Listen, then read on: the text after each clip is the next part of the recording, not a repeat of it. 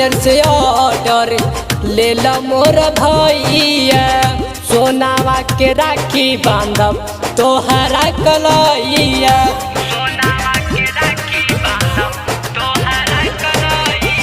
Border से order ले ला मोर भैया, सोनावा के राखी बांधब तोहरा कलैया। ना तो बहिन के प्यार भाई कम हो जाई, रक्षा बंधन में अइब नहीं भैया, घरे जदि अइब नहीं भैया, हलोर से अखिया नम हो जाई। घरे जदि अइब नहीं भैया, आंसू से अखिया नम हो जाई।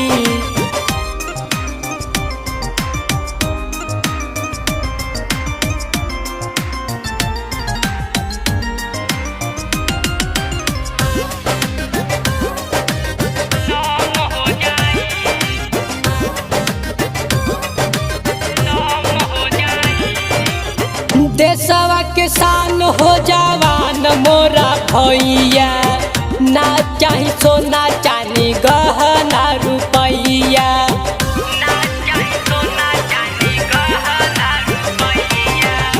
देशवा के शान हो जवान मोरा भैया, ना चाही सोना चांदी गहना रुपैया।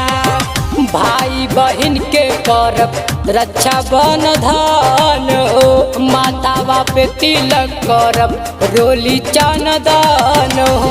हाँ सुना कलाई चामा चम हो जाई, रक्षा बंधन में अइब नहीं भैया, घरे जदि अइब नहीं भैया, हलोर से अखिया नम हो जाई। घरे जदि अइब नहीं भैया, आंसू से अखिया नम हो जाई।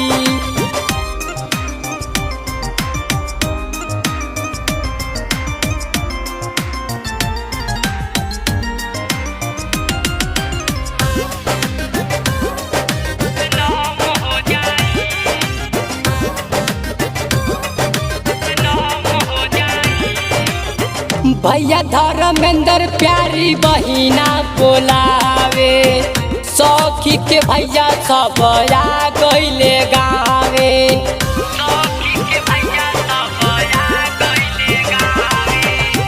भैया धर्मेंद्र प्यारी बहिना बोलावे, सखी के भैया सब आ गइले गावे। अनुज पटेल भैया आवन घरवा, राखी बंधवाई चल जई बॉर्डरवा।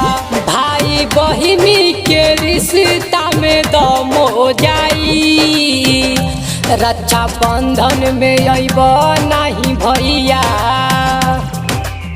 घरे जदि अइब नहीं भैया, हलोर से अखिया नम हो जाई। घरे जदि अइब नहीं भैया, आंसू से अखिया नम हो जाई।